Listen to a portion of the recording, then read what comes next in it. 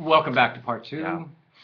So God is saying to the gardener, Yeah, God is cut down the tree. Yeah, and the gardener's like, no, please let me I'll put some fertilizer around it, dig it, water, just one more year, God. One more year. Okay. Yeah, so God really wants to kill the tree, and then what is the gardener, Jesus, or? Right.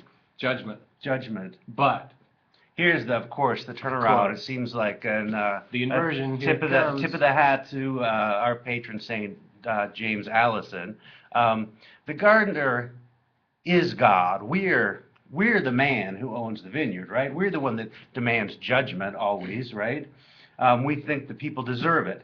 That whole pericope maybe above it is kind of asking that, like saying, like, these people deserve judgment. Maybe we're saying people deserve judgment, and God is always sort of this almost playful gardener, or kind of this like just tolerant. I'll put manure on them. Yeah, yeah. Look, he's saying, yeah, it's pretty bad. One more year. Just give me one more year. What if it's God who's saying that? Yeah, I think that's the thing. Like, I think it's God who's saying one more year, and that's kind of nice, maybe too, for Lent.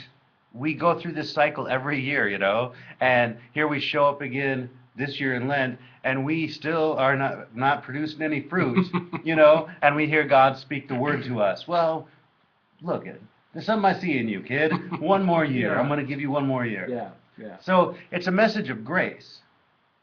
Yes. To us. Yeah. Possibly. But again, it's a parable. So, right. One interesting point the parable makes usually. But I love your inversion of it. I really do. And I do think it is the good news. And given that kind of like that there's this message of grace here and this message of judgment, maybe can we see a connection between these two pericopes where before we did not? What if we can put them both together? What if they can be both together? Brilliant sermon. Yes.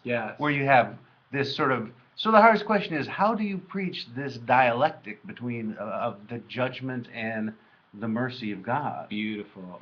That's a tension where we want to live. Okay, this has been the hardest question. Thank you.